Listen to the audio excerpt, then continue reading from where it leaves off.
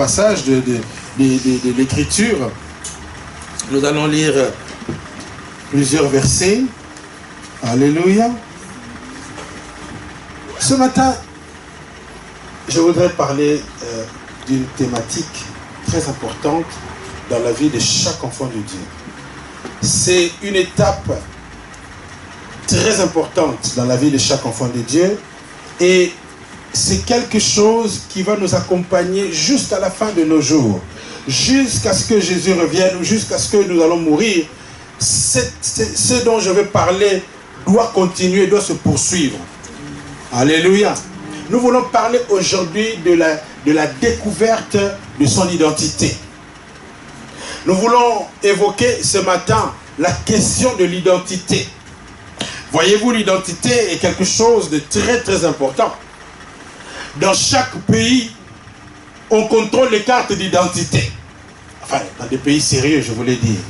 Hein? Dans des pays très sérieux, chaque citoyen doit être muni de sa carte d'identité.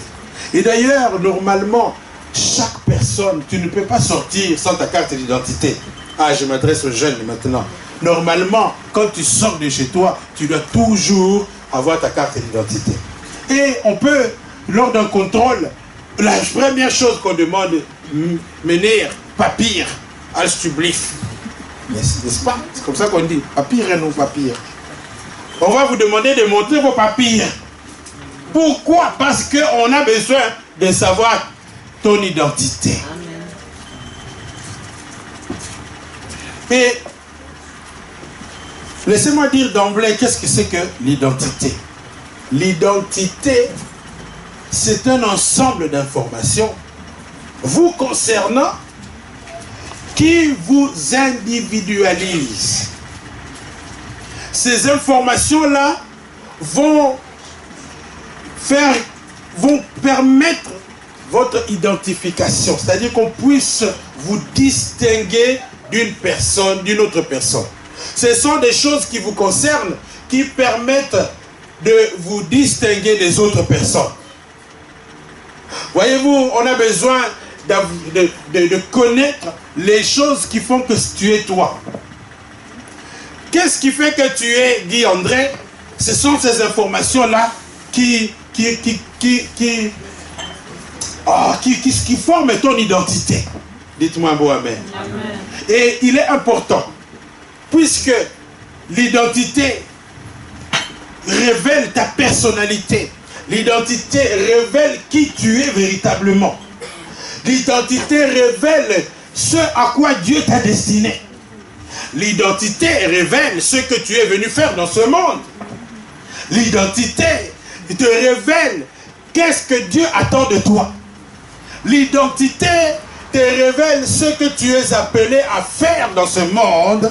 L'identité va te conduire à adopter la bonne attitude que tu dois avoir par rapport à ce que Dieu t'a appelé à faire. L'identité va révéler les choses qui te constituent. Qu'est-ce qui fait que l'or n'est pas le diamant? Ce sont les ingrédients, les composantes de l'or qui fait que l'or est or. Et on peut dire, quand on a deux pierres, on sait que ça c'est l'or, on sait que ça c'est le diamant. Dites-moi un bon amen. C'est ça l'identité. L'identité, ça te permet de te personnaliser, de savoir que moi je suis moi. L'identité va aussi te conduire à comprendre que tu es unique. Amen. Alléluia. L'identité va te permettre de comprendre que tu n'es pas n'importe qui. L'identité, j'anticipe, va te permettre surtout de ne pas te comparer à qui que ce soit. Amen. Parce que tu es toi, parce que Dieu a fait que c'est toi. Le jour où tu vas mourir, mon frère, ma soeur, sache que le monde aura subi une perte monumentale. Amen. Ah, tu n'as pas dit amen. Amen. Le jour où tu vas quitter ce monde, Maurice, sache que nous avons une bonne raison de pleurer. Pourquoi nous pleurons quand quelqu'un meurt? Parce que nous venons de perdre une richesse incommensurable. Oh, je disais à quelqu'un ce matin que le jour où tu vas quitter ce monde, il y aura de quoi pleurer. Parce que tu vas emporter avec toi toutes les richesses qui sont contenues dans ton identité. Dites-moi un bon amen. Amen. Tu dois comprendre ton identité. Alléluia. Et j'avais prévu de prêcher autre chose ce matin. Normalement, ce n'était pas ça qui était prévu. Mais hier, en parlant avec une sœur, chemin faisant, nous étions partis en Allemagne hier soir. Nous sommes rentrés très tard. Et nous étions avec la sœur Nathalie. Pendant qu'elle parlait, on parlait. Elle ne savait pas que Dieu était en train de parler au travers d'elle. Vous savez que parfois quand vous parlez des choses, vous ne savez pas que Dieu est en train de vous parler. Ou Dieu est en train de parler à quelqu'un. Toi, tu dis seulement des choses comme ça, mais tu ne sais pas que tu es en train de parler de la part de Dieu. Et elle disait des choses, et pendant qu'elle disait ça, ça faisait tilt dans ma tête. Elle ne savait pas. Mais elle était en train de parler dans mon esprit. Et c'est là que j'ai compris que nous devons parler de cette question de l'identité. Alléluia. Donc, ce matin, nous allons parler, et mon but que je poursuis, c'est que tu comprennes qui tu es véritablement. Amen. Que Dieu puisse te révéler quelle est ton identité. Dis à ton voisin, quelle est ton identité? Est-ce que tu connais ton identité? Pose-lui la question. Dis-lui encore, est-ce que tu sais qui tu es véritablement? C'est ça la question à laquelle nous allons tenter de répondre au travers de ce message. Tu dois savoir qui tu es. Ne reste pas, ne vis pas au hasard. Voyez-vous, si quelqu'un ne sait pas qui il est véritablement, il va vivre au hasard. Il va suivre le mouvement. Il va être toujours à la mode. Vous savez quoi? La mode, quand il y a une nouvelle mode, tout le monde suit comme des moutons. Même si on dit, mettez-vous avec des nombrils décolletés jusqu'au nez, toi aussi tu suis comme ça. Parce que pourquoi? C'est la mode. Vous savez pourquoi les garçons mettent des boucles d'oreilles? Est-ce que si tu poses à un garçon, Christian, dis-moi un peu, pourquoi est-ce qu'on doit mettre un garçon met la boucle d'oreille? Tu ne sais pas pourquoi. Tu vas seulement dire, mais c'est à la mode. Non, quelqu'un qui connaît son identité ne suit pas la mode. C'est la mode qui doit te suivre. Dites-moi amen. Amen. Alléluia. Il faut que tu saches, tu connaisses ton identité. Et nous allons lire plusieurs versets de la Bible qui ont trait à la révélation de l'identité. Le premier texte que nous allons lire dans Hébreux chapitre 11. Hébreux chapitre 11 au verset 24.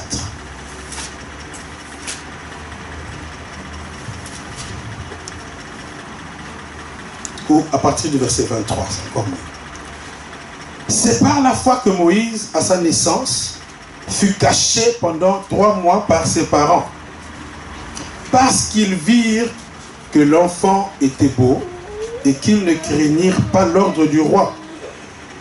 C'est par la foi que Moïse, devenu grand, refusa d'être appelé fils de la fille de Pharaon, aimant mieux être maltraité avec le peuple de Dieu que d'avoir pour un temps la jouissance du péché, regardant l'opprobre de Christ comme une richesse plus grande que les trésors de l'Égypte, car il avait les yeux fixés sur la rémunération. C'est par la foi qu'il quitta l'Égypte sans être effrayé de la colère du roi, car il se montra ferme comme voyant celui qui est invisible. C'est par la foi qu'il fit la Pâque et l'aspersion du sang, afin que l'exterminateur ne touchât pas au premier-né des Israélites. C'est par la foi qu'ils traversèrent la mer Rouge comme un lieu sec, tandis que les Égyptiens qui en firent la tentative furent engloutis. Amen. Alléluia. Deuxième texte que nous voulons lire ce matin, nous allons lire Matthieu chapitre 1er. Matthieu chapitre 1er, à partir du verset 19. À partir du verset 19. Matthieu chapitre 1er, tout le monde a trouvé? Matthieu 1er, c'est le premier livre du Nouveau Testament, n'est-ce pas? Matthieu. Chapitre 1er, verset 19. Et tout le monde a trouvé, dit Amen. Amen.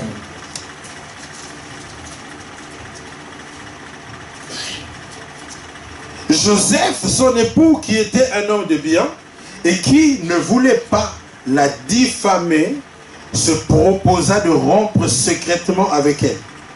Comme il y pensait, voici un ange du Seigneur lui apparut en songe et dit, Joseph, fils de David, ne crains pas de prendre avec toi Marie, ta femme, car l'enfant qu'elle a conçu vient du Saint-Esprit. Elle enfantera un fils et tu lui donneras le nom de Jésus. C'est lui qui sauvera son peuple de ses péchés. Tout cela arriva afin que s'accomplisse ce que le Seigneur avait annoncé par le prophète.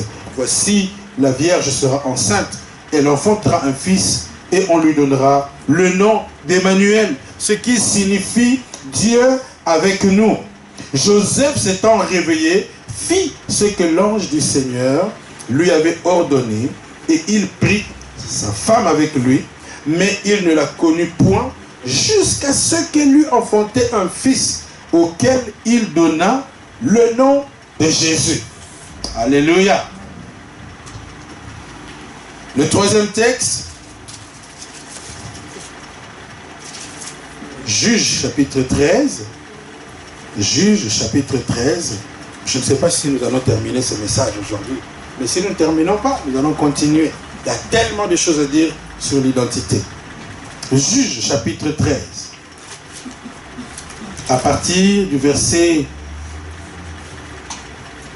Juge 13. Tout le monde a trouvé? À partir du verset 2. Il y avait un homme de Tsoréa, de la famille des Danites, et qui s'appelait Manoach. Sa femme était stérile et n'enfantait pas.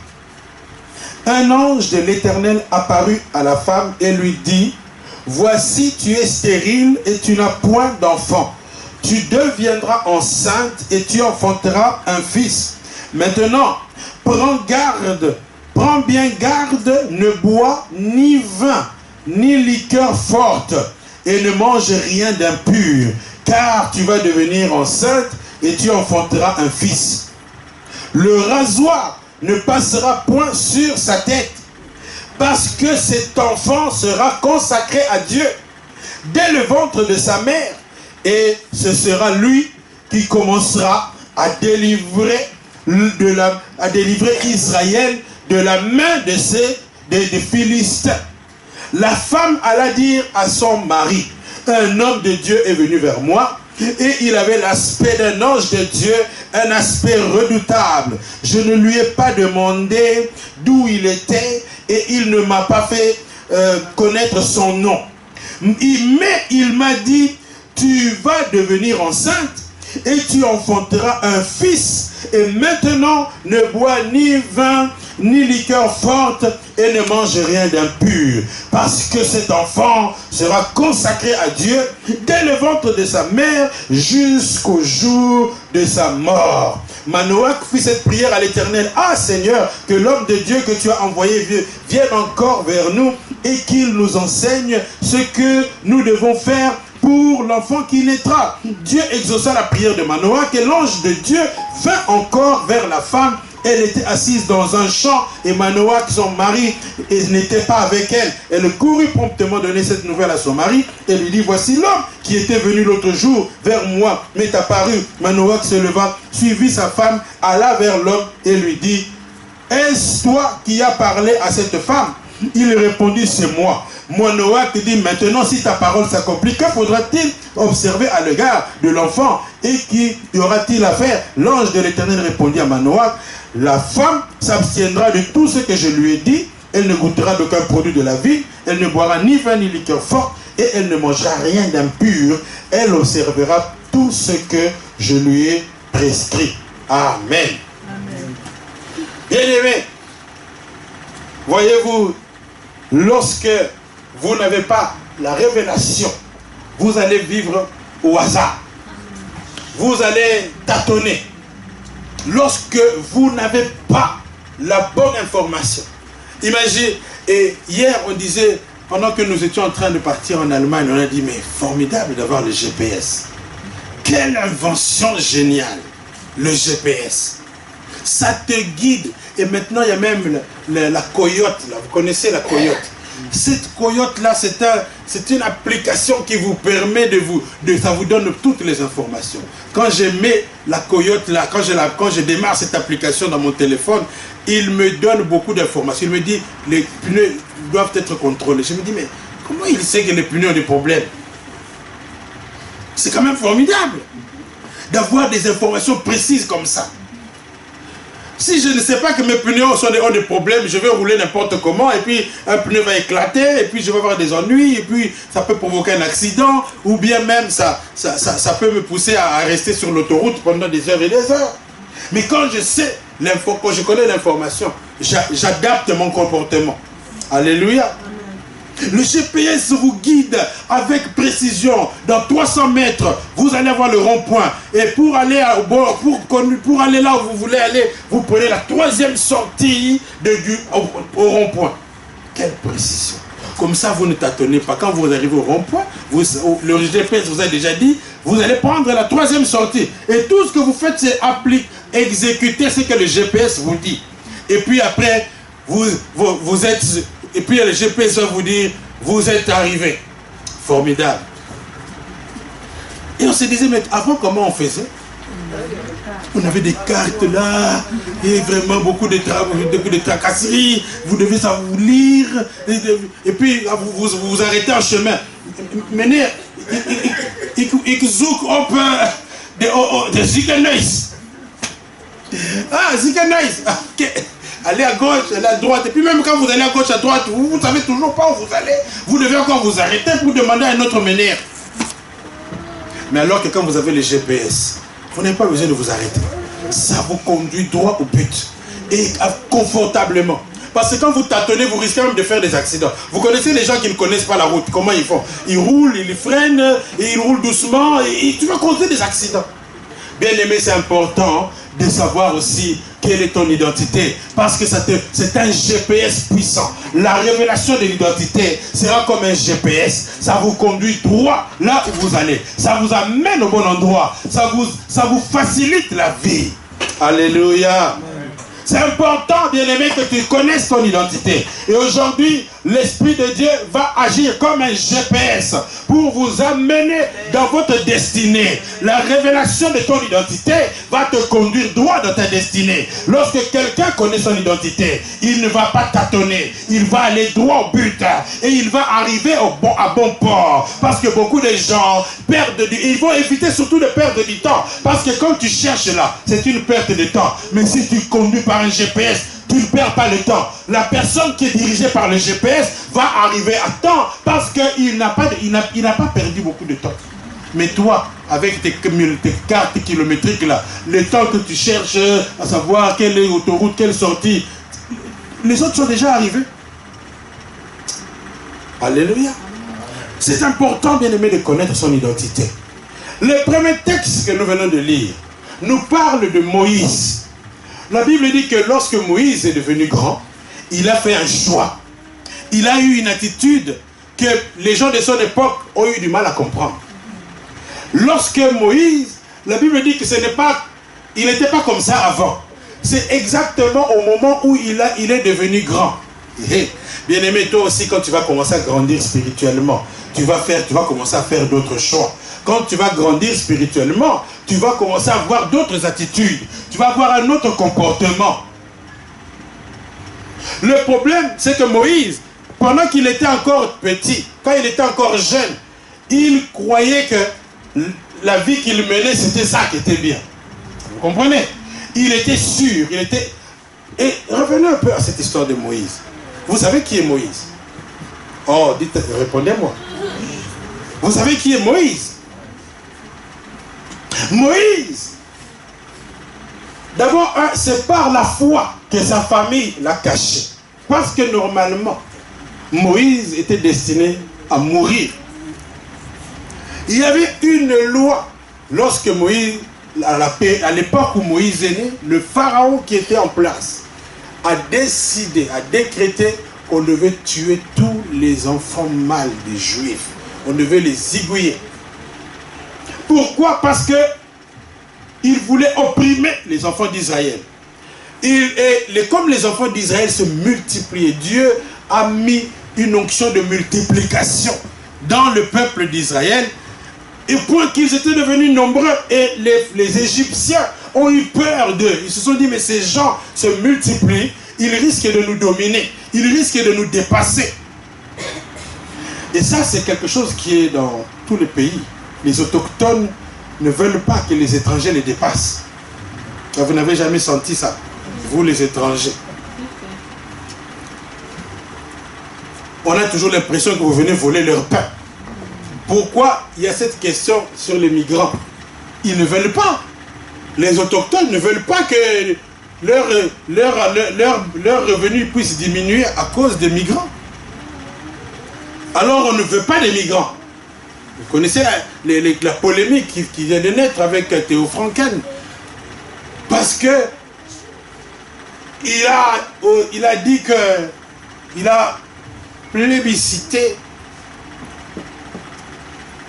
la pensée de l'extrême droite par rapport aux migrants. Et ça fait polémique. Pourquoi? Parce que les gens ne veulent pas les étrangers dans leur pays. Ou s'ils en veulent, mais ça doit être vraiment un petit nombre, pas trop, parce qu'ils font peur. Il y a certains quartiers aussi quand même, vous les étrangers, vous faites peur aux gens. C'est comme vous envahissez. Tous les migrants d'une certaine nationalité se regroupent dans ces quartiers-là. Je me rappelle un jour à la Coupe du Monde, j'étais à Schaerbeek, mais je me suis posé la question si j'étais vraiment en Belgique. Est-ce que je ne suis pas en Turquie par hasard? Et c'est comme ça que parfois, vous voyez que les Belges de souche vont vivre ailleurs parce qu'ils se disent non, ces migrants nous font peur. Et à l'époque de Moïse, c'était comme ça. Il faisait peur et on voulait les tuer tous. Et Moïse est né à cette époque-là. Ah, si j'étais Moïse, j'allais dire, Seigneur, pourquoi tu m'as fait naître à cette époque-ci, vraiment? Je ne peux pas naître avant ou après. Bien-aimé, ne doute jamais de l'appel de Dieu en fonction de ce qui se passe autour de toi. Même si tu es né à l'époque comme Moïse, la mauvaise époque, mais si tu es Moïse, sache que tu vas arriver à bon port. Dis à ton voisin, si tu es Moïse, tu arriveras à bon port. Moïse est né dans une période trouble où on tuait les gens. Mais par la foi, sa famille l'a caché pendant 3 mois. Et même quand ils ne pouvaient plus le cacher, ils sont allés le mettre dans le fleuve en disant que, voilà, mettons-le là-bas au moins. Bien-aimé, quand tu ne sais pas, fais quelque chose quand même. Même si tu as des problèmes, si Dieu ne t'a pas donné une révélation, fais ce que tu peux faire. Bien-aimé, tant que tu as quelque chose à faire, fais-le. Ce que tu ne peux pas faire, c'est Dieu qui va le faire. Alléluia. Cette famille est allée le mettre dans l'eau. Et c'est là que c'est l'humour de Dieu. La famille, les gens qui voulaient le tuer, c'est eux qui vont le protéger. Dieu est un Dieu puissant. Les gens qui te cherchent pour te tuer, parfois Dieu va les utiliser pour te protéger. Et même ils ne vont pas comprendre, ils seront surpris. Mais comment on a fait entrer l'ennemi dans notre propre camp?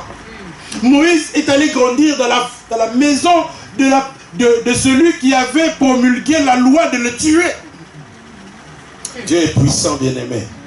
Dieu est puissant. Alors ne dis jamais je suis un étranger, je ne peux pas progresser, je ne peux rien faire. Est-ce que tu as regardé la couleur de ta peau? Les gens vont te dire des choses comme ça. Dis-leur je suis un Moïse tel que tu me vois là. Amen. Alléluia. Moïse est allé grandir. C'est comme si toi là, l'étranger là dont je ne cite pas le nom, le ministre de l'asile et de la migration veut chasser tous les étrangers. Mais comme par un mécanisme que tu ne contrôles pas, comme par un concours de circonstances, Dieu va aller te mettre dans la maison de Philippe et Mathilde. Je ne sais pas, vous allez les croiser à la rue Neuve ou à l'avenue Louise. Peut-être que Mathilde va faire glisser, et puis toi tu le prends comme ça. Alors on va dire, ah, merci beaucoup. Est-ce que je peux t'inviter au palais? Et puis tu vas au palais là-bas. Mais le roi Philippe te regarde, mais non, toi tu vas commencer à rester ici. Alléluia. On te donne la nationalité exceptionnelle, extraordinaire. Tu vas commencer à rouler avec des voitures qui ont des immatriculations hors du commun. Vous savez, quand vous avez certaines plaques 001, faites attention. Alléluia. Et Moïse allait grandir là-bas. Donc quand il allait à l'école, vous vous rendez compte, quand il va à l'école, Il ne prend pas le bus. Allez, soyons sérieux. Vous croyez vraiment que la princesse, la fille de Mathilde Philippe, qui va devenir reine de Belgique un jour, vous pensez qu'elle va à pied à l'école?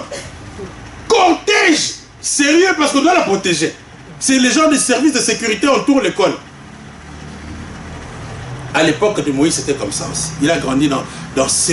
Vous savez quand même, quand on vous escorte, ça fait du bien. Allez, disons-nous la vérité. Quand on vous escorte, ça vous fait du bien.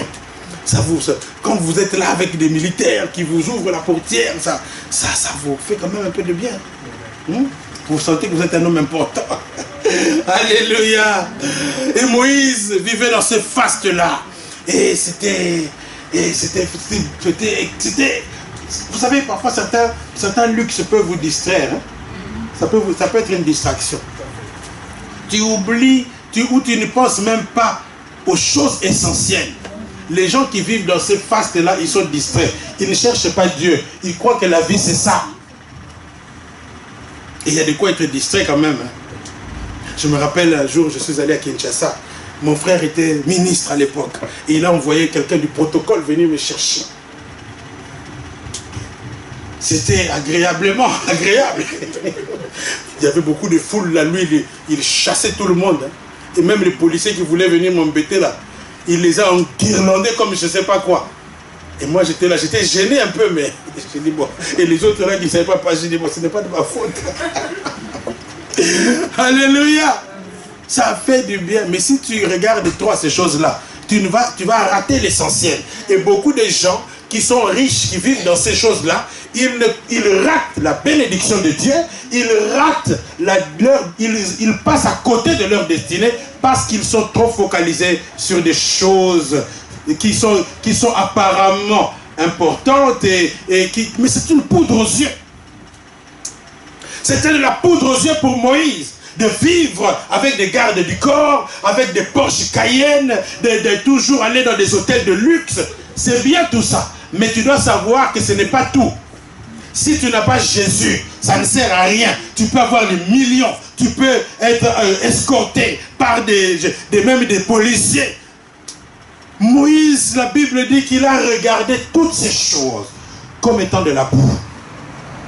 Pourquoi? Parce que lorsqu'il est devenu grand, maintenant, vous savez, quand on est encore bébé spirituel, quand on est encore ignorant des choses de Dieu, tu vas te battre pour avoir ces choses-là. La gloire du monde va te distraire.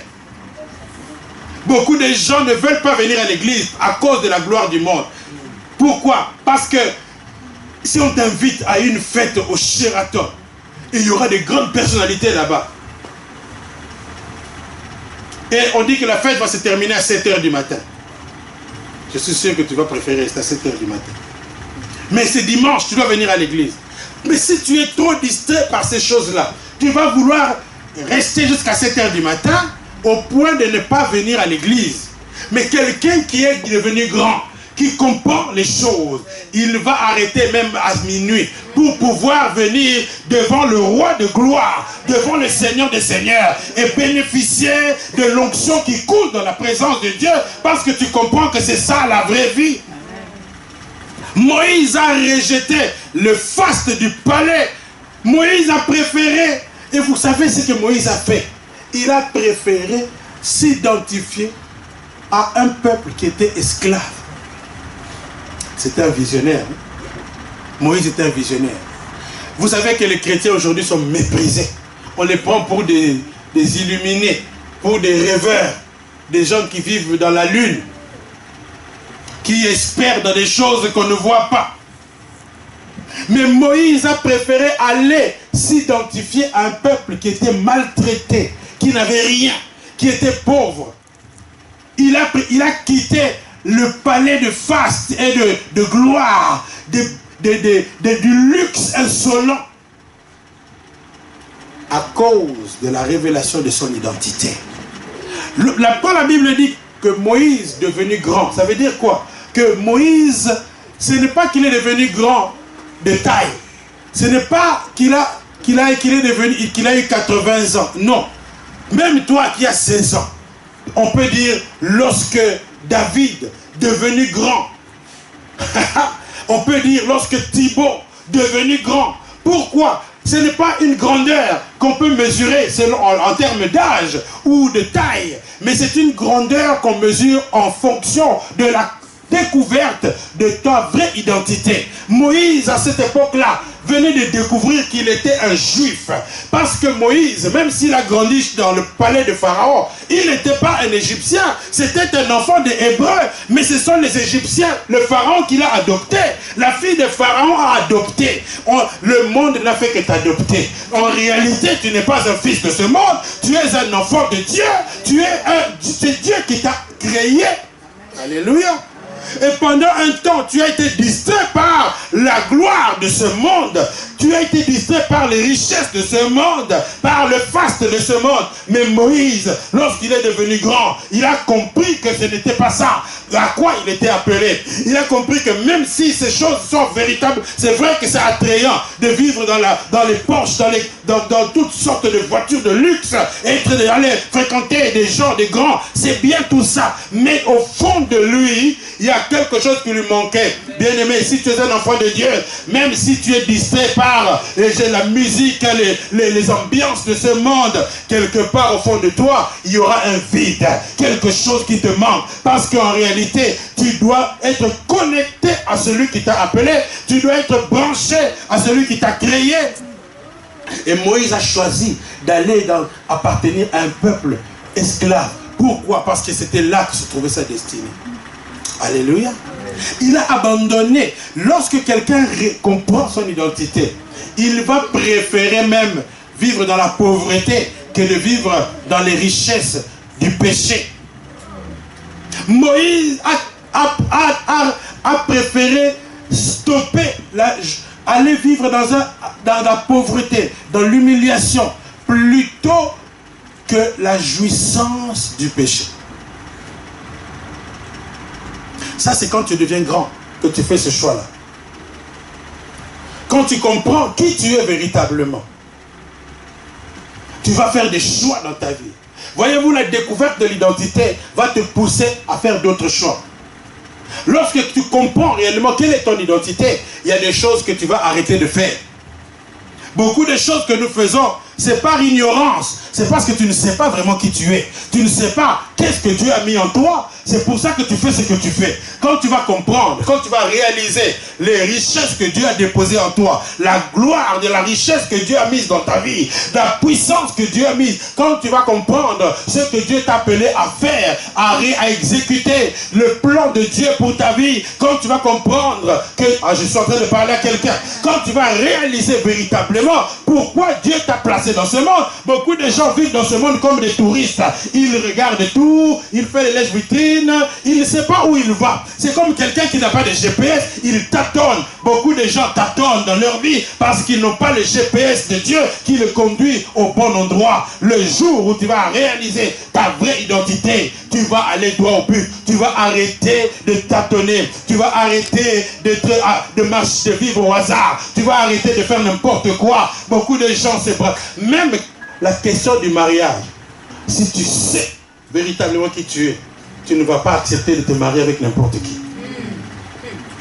Ce n'est pas de l'orgueil, mais c'est comme ça. Beaucoup de femmes, quand je les regarde, moi je vois un peu leur identité. Mais je dis, mais qu'est-ce qu'elle est en train de fabriquer avec un homme comme ça? Parce que ça ne correspond pas à ce que tu es. Beaucoup de gens ont raté leur vie, faute de connaître leur identité. Quand tu ne comprends pas ton identité, tu vas aller n'importe où et avec n'importe qui. Et il y a des gens bien-aimés, quand tu t'associes à eux, ils vont tuer ta destinée. Ils vont tuer ton appel. Quand tu connais ton identité, tu vas sélectionner tes amis différemment. Amen. Tu vas sélectionner tes partenaires différemment. Tu ne vas plus t'associer avec n'importe qui. Parce que tu vas tout faire en fonction de ton identité. Voyez-vous,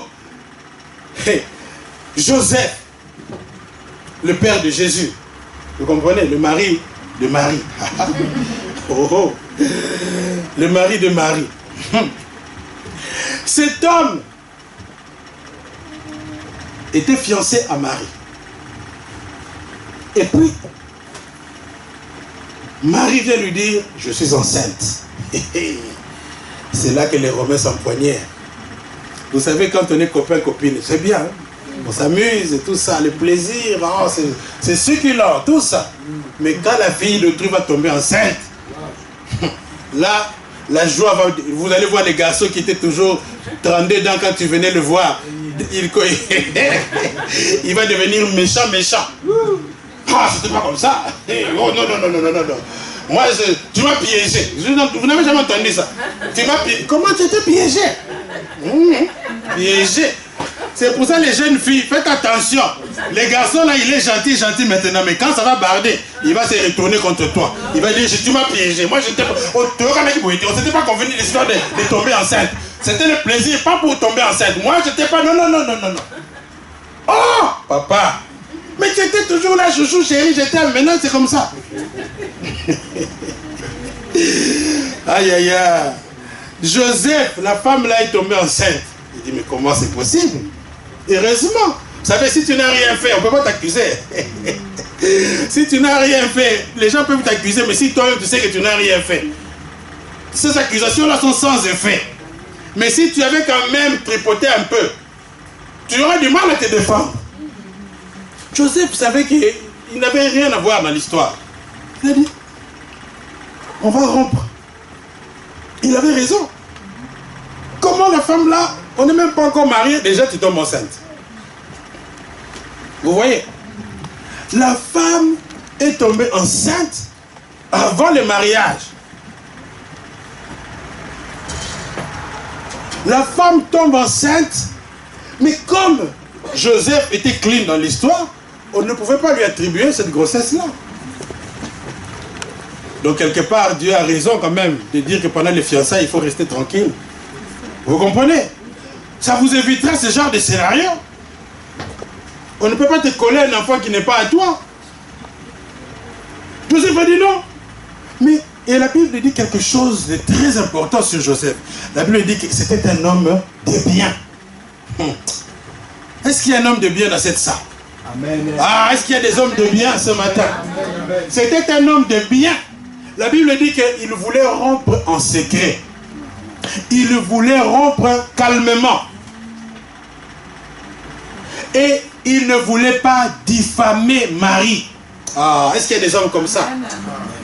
C'est rare, hein? Même les maris de certaines femmes n'allaient pas accepter ça. Ils allaient salir. Ils allaient convoquer la bouche autorisée. Ah, à Kortenberg, il y a une femme là qui a fait un scandale. Mais vous savez que être un homme de bien, c'est vouloir du bien à quelqu'un même s'il a fait une faute. Joseph, à ce moment-là, parce qu'il n'était pas encore informé, qu'est-ce qu'il pouvait se dire? Donc Marie m'a trompé. Elle est allée avec un autre garçon. Mais comme je suis un homme de bien, je suis fâché, certes. Je suis blessé, frustré. Mais je ne vais pas aller sur RTL TVI. Oh, maintenant, comme les médias sont tellement accessibles, Facebook, si c'était quelqu'un dont je ne cite pas le nom, Facebook directement. Ma femme a fait ça, ma fiancée, elle m'a trompé, elle est sortie avec l'autre garçon du coin, vraiment, Bassa Mikoloyo, vraiment. Et il va aller bouche autorisée. Et allez, on va raconter toute l'histoire au monde entier. Il va appeler sa famille, il va appeler tout le monde pour dire ce que la femme a fait. Beaucoup de gens, beaucoup de maris même, quand même la femme fait des fautes à la maison, elle a me préparé avec un peu trop de sel. Pourquoi tu vas raconter ça à ta famille? Si ta femme ne te sert pas bien, il ne faut pas aller l'accuser chez ta famille. Ce n'est pas une bonne chose. Pourquoi? Parce que toi, le jour où la femme va commencer à bien préparer, tu vas oublier, mais ta famille ne va pas oublier. Comprenez? Il ne faut pas diffamer votre femme, vous les papas. Il ne faut pas commencer à aller parler des défauts de ta femme à la famille. Règle ça en secret, comme Joseph. Il a voulu rompre discrètement. Donc ça veut dire qu'il a convoqué Marie pour lui parler et dire, ma chérie, vraiment je suis triste. Ce que tu m'as fait vraiment, ça m'a blessé. Je ne pensais pas. avec tout ce que j'ai fait pour toi, vraiment tu me fais des choses comme ça. C'est vraiment malheureux, vous les femmes d'aujourd'hui. Tu lui parles comme ça, crie sur elle comme tu veux. Et dit d'ailleurs, vraiment c'est fini. Je ne veux plus. Mais en secret. Quand les gens le voient, comment va Marie? Ça va, elle va bien. Comme la femme là, on lui a demandé, et ton enfant, ça va? Tout va bien. Est-ce que tu ne peux pas être comme ça aussi? Quand quelqu'un te pose la question sur ta femme, ça va, ça va. Mais au lieu de commencer à dire, non, vraiment, la femme là que j'ai épousée, quand elle prépare le foufou, on dirait du gâteau. C'est pas possible. Je connais un mari dont la femme a préparé le fou, moi. Il a dit même, attends, il dit même un chien ne peut pas accepter de manger ce fumbo là. Mais moi-même aussi j'avais vu ce fumbo là. C'est vrai que même un chien ne peut pas. C'était noir comme il dit chez les noirs. Un fumbo bizarre. Même moi un homme je ne prépare pas comme ça. Mais même si on te prépare un fumba comme ça, calme-toi. Quand tu allais la chercher, tu ne savais pas. Il ne faut pas aller raconter ça partout. Apprends-lui à préparer le fumba. Montre-lui, chérie, c'est vrai que le fumba, quand on fait, c'est pas comme ça. Tu ne commences pas à surchauffer le fumba. Ça ne va pas. Tu lui dis, on met d'abord de l'huile de palme, on met la pâte d'arachide, tu mets un peu, je ne sais pas moi, le poisson là, pour que ça donne un peu de goût. Apprends-lui, au lieu d'aller la diffamer. Mais il y a des choses, tu sais quand tu épouses quelqu'un, tu n'épouses pas une femme ou un homme parfait. Il y a des choses que tu peux lui apprendre. Apprends. Si tu vois, bon, il y a vous aussi les femmes, avant de vous marier, apprenez comment préparer. Même comment tu vas te marier, tu ne sais pas préparer, ça ne va pas. C'est qu'il y a un défaut de formation. Et vous aussi les mamans, quand tu sais que ton enfant va bientôt se marier, mais enseigne-lui comment préparer la salade, comment mettre la table, ça s'apprend à la maison. Alléluia. Mais Joseph était un homme de Dieu, il a dit, je ne peux pas diffamer ma femme. Il a rompu en secret. La même nuit, un ange vient lui apparaître. Gloire à Dieu. L'importance de la révélation. Si Joseph n'avait pas eu la révélation, il allait passer à côté d'une grande bénédiction. Parce que le fait d'être le papa terrestre de Jésus, mais il était escorté par des anges puissants. Sa vie était tracée d'avance. Il ne pouvait manquer de rien parce qu'il avait la responsabilité de Jésus. Mais si il y a beaucoup de gens, beaucoup de maris qui chassent leurs femmes, qui laissent tomber leurs femmes, faute de révélation, tu ne connais pas l'identité de la femme là que Dieu a mise à tes côtés, c'est comme ça que tu la maltraites comme ça. Joseph a reçu la visitation d'un ange qui est venu lui informer au sujet de l'identité de l'enfant que portait Marie. Il lui a dit, ne repousse pas cette femme. N'abandonne pas ta femme. Va prendre ta femme Marie là. Pourquoi? Parce que l'enfant qu'elle porte, c'est un enfant puissant. L'ange commence à lui décrire la nature de cet enfant. C'est-à-dire que l'ange commence à lui donner l'identité de cet enfant que Marie portait. Bien-aimé, prie Dieu qu'il te montre ta vraie identité. Prie aussi Dieu qu'il te révèle l'identité des personnes que tu côtoies. Prie Dieu qu'il te montre l'identité de tes propres enfants. Pour que tu saches comment les traiter. Pour que tu saches quels soins tu dois entourer, de quels soins tu dois entourer tes enfants. Parce que beaucoup de parents, ils pondent seulement des enfants, ils ne savent même pas que parmi leurs enfants, il y a des serviteurs de Dieu, parmi leurs enfants, il y a des grands pasteurs, parmi leurs enfants, il y a des ministres, parmi leurs enfants, il y a des ingénieurs, Oh! Quand tu ignores tout ça, tu vas commencer à insulter tes enfants, tu vaux rien, tu vas commencer à détruire la destinée de tes enfants. Mais quand tu connais l'identité de ton enfant, même si le diable commence à perturber la vie de cet enfant en lui faisant faire des choses bizarres, qu'il devient voyou, mais si Dieu t'a t'a révélé au sujet de l'identité de ton enfant, tu vas t'en tenir à ce que Dieu t'a dit. Tu vas proclamer ce que l'ange de l'Éternel t'a révélé. Tu vas dire à Satan, même si tu as perturbé mon enfant, mais moi je sais que c'est un serviteur de Dieu. Dieu m'a dit que cet enfant servira le Seigneur, même s'il va en boîte de nuit, même s'il est devenu gangster, je ne sais pas quoi, même s'il vole dans les magasins, mais je sais ce que Dieu a dit sur cet enfant. Je vais prier en fonction de cette révélation. Mais quand tu ne connais pas l'identité, tu vas dire, ah vraiment, qu'est-ce que j'ai fait au bon Dieu pour avoir des enfants comme ça? Tu vas commencer à maudire ton enfant toi-même.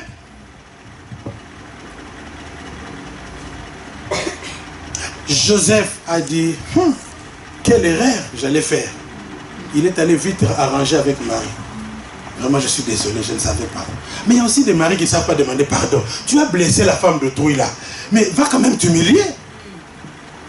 Va arranger, maman, papa. Joseph est allé arranger vite fait. Pourquoi? Parce qu'il vient de recevoir une information précieuse. Que l'enfant là, pour lequel tu as chassé Marie, ce n'est pas n'importe qui, c'est lui le roi des rois. Le faiseur de miracles. Vous savez que la Bible dit, ne raconte pas tout ce que Jésus faisait. Tout ce que Jésus a fait. Jean a dit, si on devait écrire tout ce que le Seigneur Jésus a fait, un livre ne peut pas le contenir. Même une bibliothèque ne peut pas. Je suis sûr qu'à certains moments dans leur maison, quand il y avait l'impiacature, les factures arrivaient. Jésus était là, il n'avait que 5 à 6 ans. Mais à cause de la présence de Jésus, il pouvait provoquer un miracle. Alléluia! Oh, quel bonheur d'avoir un enfant Jésus à la maison. Cet enfant, c'est lui qui sauvera Israël de ses péchés. Donc on donne l'identité de cet enfant. Dans l'autre texte que nous avons lu aussi, une famille. La Bible dit que cette femme était stérile. Elle ne pouvait pas avoir d'enfant. Mais un ange lui apparaît. Vous savez, j'aime beaucoup l'histoire de Manoah. C'est un peu le prototype de certains couples où c'est la femme qui a l'avance dans les choses de Dieu et le mari, c'est un homme gentil. Il n'empêche pas sa femme d'aller à l'église, mais lui-même n'est pas vraiment dedans. Mais il est content que sa femme prie. Vous ne connaissez pas des couples comme ça? Il pousse même, oh chérie, me va à la prière. Mais lui-même, il n'est pas dedans. Il n'est pas encore dedans, ça va venir. Alléluia. Amen. La femme a eu la révélation à l'église. On lui a collé une prophétie que tu vas tomber enceinte. Et cet enfant-là ne sera pas n'importe qui. Cet enfant sera consacré à Dieu depuis le ventre de sa mère jusqu'à sa mort. C'est lui qui sauvera Israël de la main des Philistins. Donc c'est un enfant qui a une mission puissante, une mission délicate, une mission importante. Et on lui a aussi donné des instructions au sujet de l'enfant. À cause de l'enfant que tu portes, certainement tu tomberas enceinte.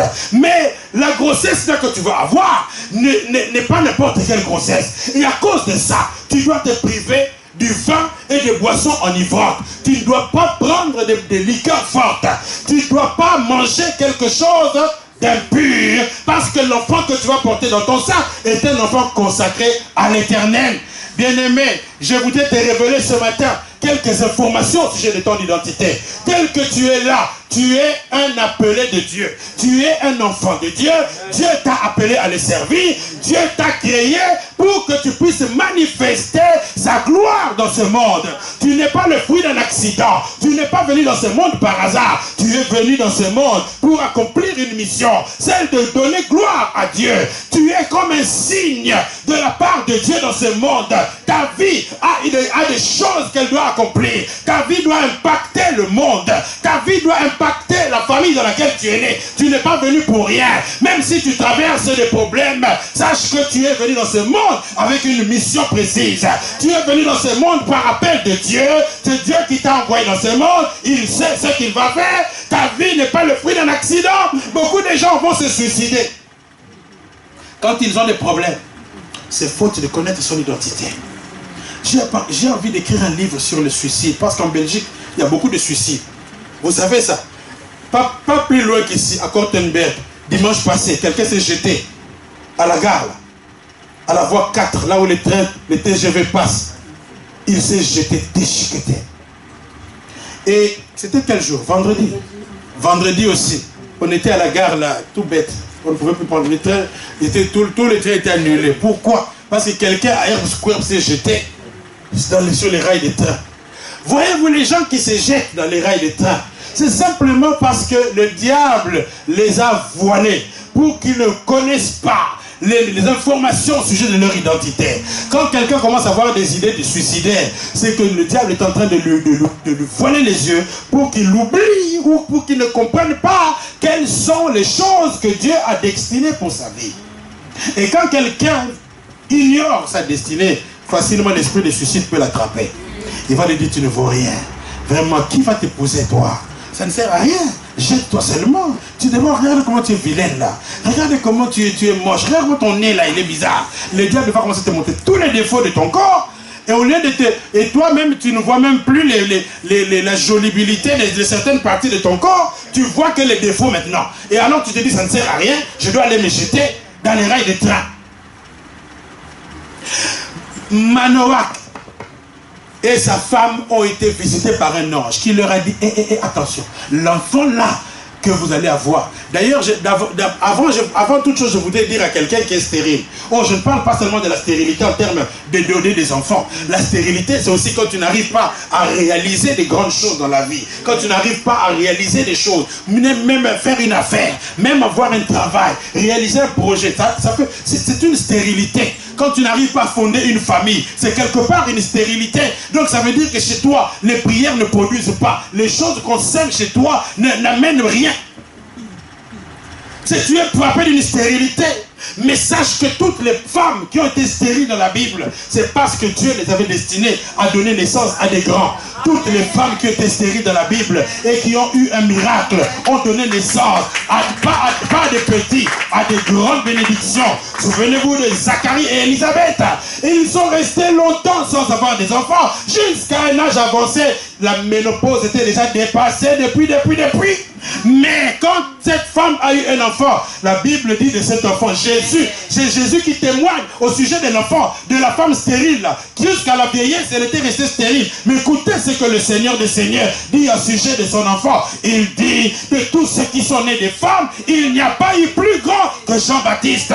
Bien-aimé, si tu es stérile dans un certain domaine, je suis venu te déclarer ce matin que de toutes les bénédictions qui sont sorties des gens de votre famille, il n'y en aura pas de plus grande que chez toi. Alléluia. C'est pour ça que le diable te bloque, parce qu'il sait ce à quoi tu vas donner naissance. Il connaît l'identité de ta bénédiction, alors il veut t'empêcher. Alors toi tu pleures, Dieu ne m'aime pas, vraiment, je suis malheureux, j'ai la malchance. Non, tu n'as pas la malchance, au contraire. C'est parce que tu es tellement béni que le diable ne veut pas te lâcher. Mais il finira par te lâcher parce que le Dieu qui t'a appelé, puisque c'est lui qui t'a appelé, si c'est Dieu qui t'a appelé, sache que si c'était ton grand-père qui t'a appelé, je peux comprendre que tu désespères un peu. Si c'était tellement un homme de ce monde qui t'a appelé, je peux comprendre que tu t'inquiètes un peu.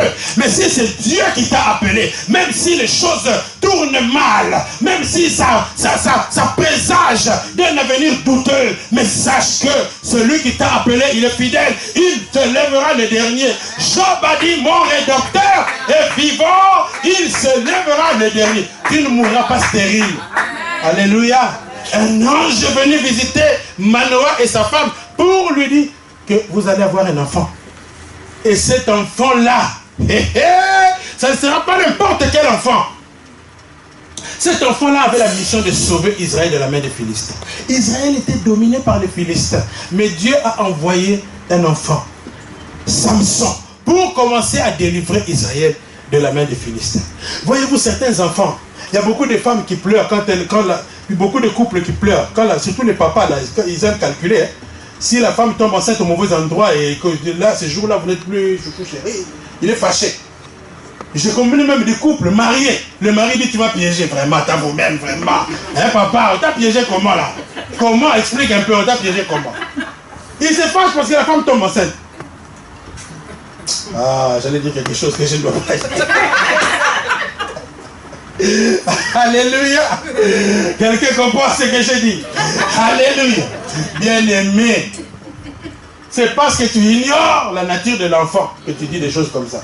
Et même certaines femmes, parfois, quand elles tombent enceintes trop rapidement, à peine un bébé, et puis il y a des bébés qui se succèdent. Hein. Tu deviens comme une maman de triplé. Tu as 3 bébés en même temps. Oh, comment c'est possible? Mais c'est possible. Je me rappelle à un moment donné, nous là, on avait 3 bébés qui avaient presque le même âge. Mon père a commencé à m'appeler, t'attends, ma pas ça. Les enfants sont venus en cascade. Ma femme parfois a commencé à pleurer parce que ça avait apporté des grossesses, c'est lourd. Vous savez, j'ai même vu quand une femme tombe enceinte, elle pleure. Il y en a qui se réjouissent, d'autres qui pleurent. Parce que c'est trop en même temps. Alléluia. Bien-aimé. Mais quand tu connais l'identité de l'enfant, tu vas arrêter de pleurer. C'est lui qui commencera à délivrer votre famille de l'impiacature. Il y a certains enfants qui sont porteurs de la bénédiction. Je suis sûr que la famille d'Obama, il loue le Seigneur tous les jours de leur avoir donné un fils comme ça. Est-ce que tu ne serais pas fier que ton enfant devienne le ministre des Affaires étrangères de la Belgique? Pas de certains pays aventuriers, mais des pays sérieux. Quand même, ça fait la fierté. Et l'enfant là que tu as, c'est lui qui va commencer à délivrer votre famille. Certains enfants sont venus pour amener la contradiction dans votre famille. C'est à partir d'eux que les lois vont changer. Si dans votre famille, il y avait des lois de malédiction, que les gens ne pouvaient pas réussir, mais l'enfant que tu portes va amener une nouvelle loi. À partir de cet enfant, il y aura un changement. Vous savez qu'il y a certains enfants, le jour où on fête leur diplôme, les parents font une grande fête parce que dans leur famille, il n'y a pas grand monde qui avait des diplômes. Certains enfants viennent pour amener la contradiction. Et c'est ça, bien-aimé. C'est ça que nous devons comprendre. Cet enfant, son identité, et à cause de la nature de l'enfant, il y avait certaines règles que la maman de Manoah devait observer. On lui a dit d'abord, à cause de la nature de cet enfant est consacré à l'Éternel. Quelqu'un donne un bon amen.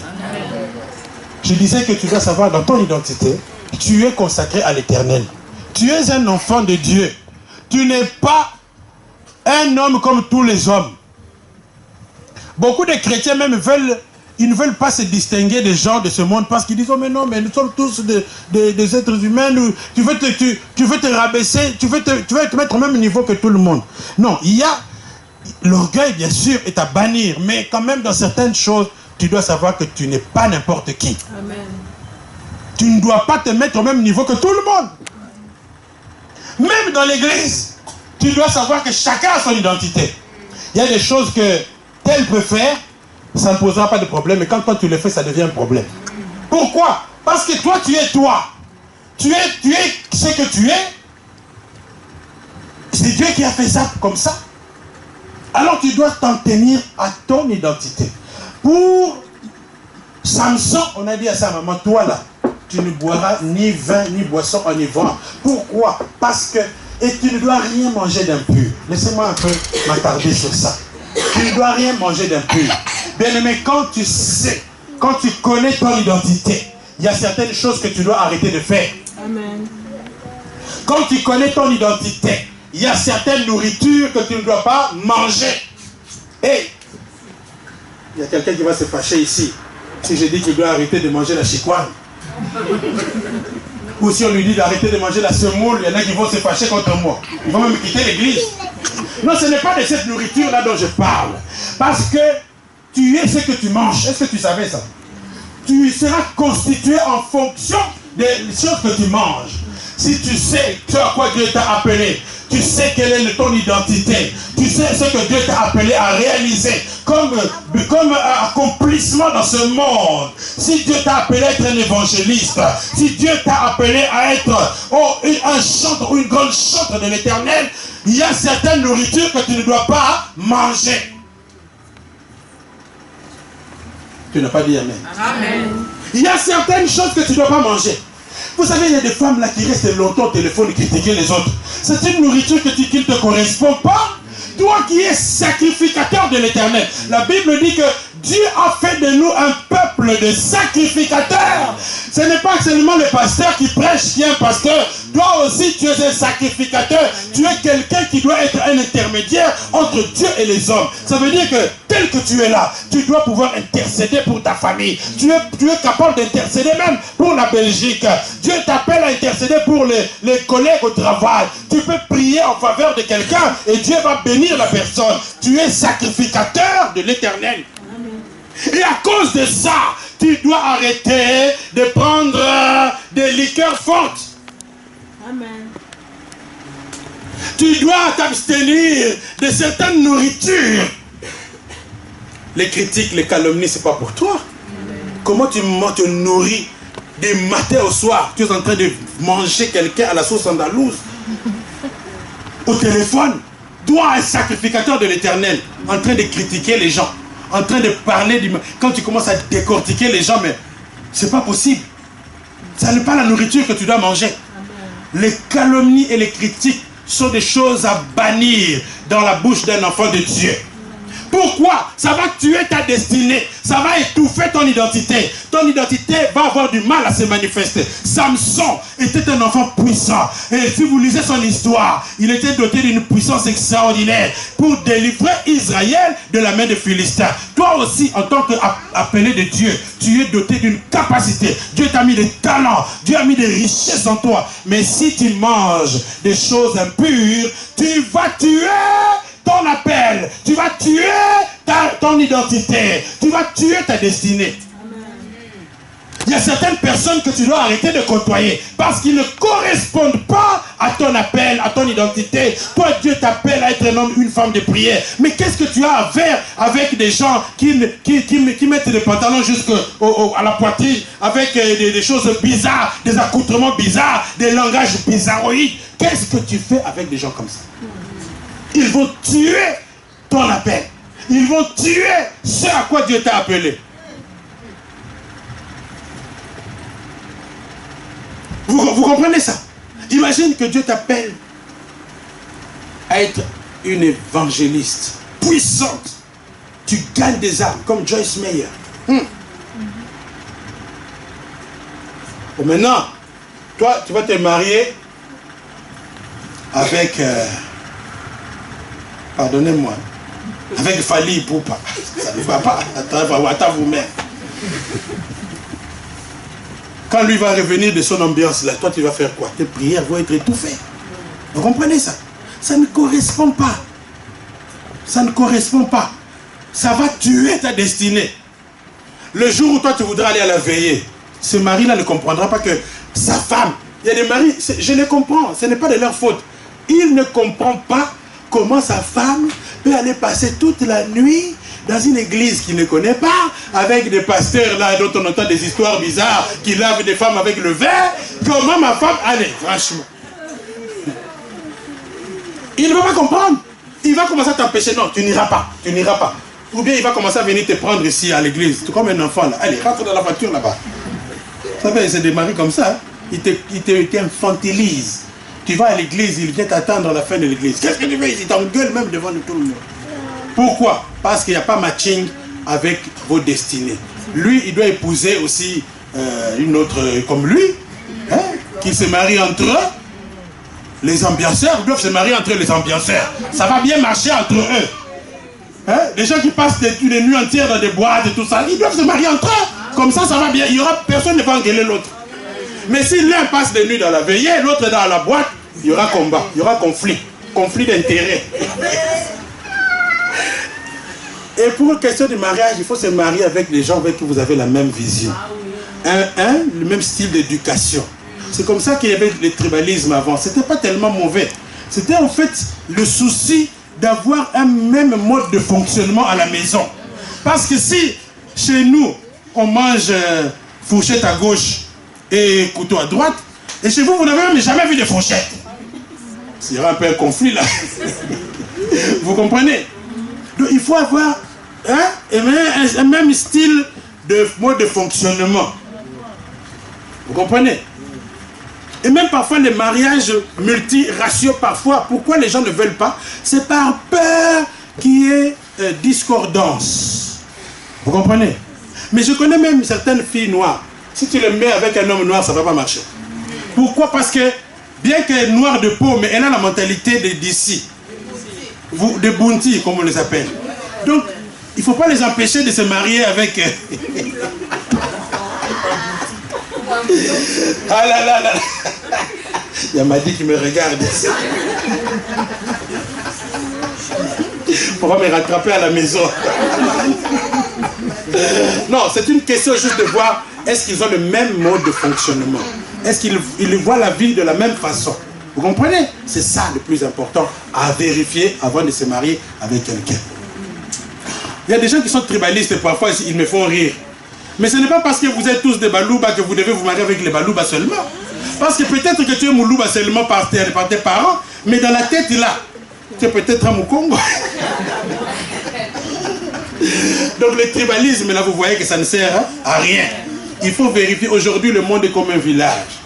Nous sommes tous les enfants d'une même famille. Le tout, c'est de voir est-ce que nous correspondons ou pas. Quelqu'un donne un bon amen. Et vous voyez que la méthode, on a donné à cette femme qu'il y a des choses que tu ne dois pas faire. Pourquoi? Parce que ta destinée en dépend. Connaître son identité va t'amener à faire des choix objectifs, des choix intelligents. Tu vas arrêter de vivre selon le train de ce monde. On ne fait pas des choses parce que tu vois que les autres le font. Ce n'est pas parce que sur Snapchat on a dit que ça doit se passer comme ça, que je dois aussi faire comme ça. Ce n'est pas parce que tous les jeunes de votre école font ça, que toi aussi tu dois faire. Est-ce que tu connais ton identité? Est-ce que... vérifie d'abord quelle est ton identité. Vérifie d'abord qui tu es. Est-ce que tu t'es déjà posé la question? Qu'est-ce que Dieu m'a appelé à faire dans ce monde? Jérémie, Dieu lui a dit, ne dis pas je suis un enfant. Parce que tel que tu es là, avant même que tu n'eusses été formé dans le ventre de ta mère, je te connaissais. Et je t'avais déjà établi prophète des nations. Ah! C'est vrai ça. Je connais un frère, enfin une soeur, il s'est marié avec quelqu'un qui n'était pas un frère avant, mais il s'est fait frère pour faciliter les négociations du mariage. Il était tonton d'abord, mais il est devenu frère. Pourquoi? Parce qu'il savait qu'en étant tonton, on va le casser. Mais en étant frère, tout le monde va l'accepter. Alors il est devenu frère. Il les a même fait baptiser. Et ils se sont mariés. Après le mariage, le frère est redevenu tonton. Il s'est fâché. Il dit, ah, vous m'avez fait perdre du temps avec vos histoires de faire, de prier tout le temps, de veiller, de ceci, de ça. Alors maintenant, les frères des diacres de l'église l'ont croisé à Matongé, en train de boire sa bière. Et il dit, oh frère, comment ça va? Hey, je ne suis plus votre frère, moi. D'ailleurs, je bois ma bière ici. Vous comprenez? Tout dépend maintenant de ce que tu comprends de ton identité. Si tu sais qui tu es, il y a des choses que tu vas arrêter de faire. Quand tu vas découvrir les dessous de ton identité, tu vas changer ta manière de faire les choses. Il y aura la révolution dans ta vie.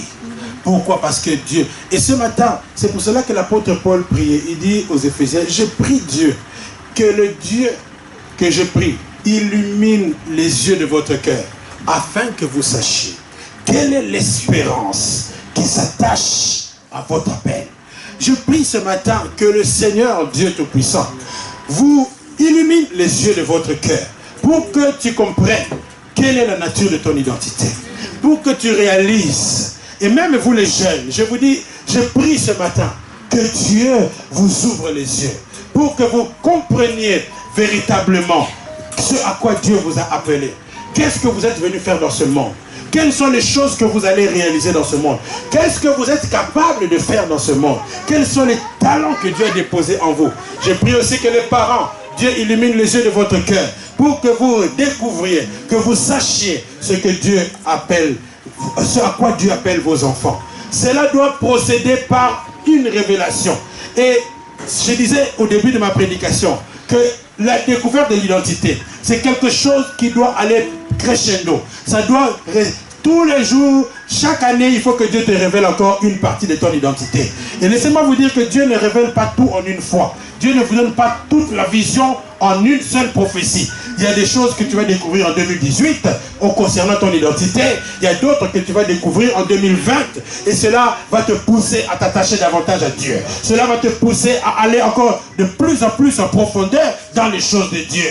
Alléluia. Il y a des choses que Dieu va te cacher maintenant, que tu vas découvrir sur ta véritable personnalité. Il y a des choses que Dieu va te montrer l'année prochaine. Tu vas comprendre quelle est là. Dieu va aller en précisant la nature de ton identité. Et tu vas continuer, et tu vas décider de faire certaines choses l'année prochaine en fonction de ce que Dieu va te révéler. C'est pour cela qu'il ne faut pas croire que tout est déjà connu. Non, il y a encore des choses que tu dois comprendre.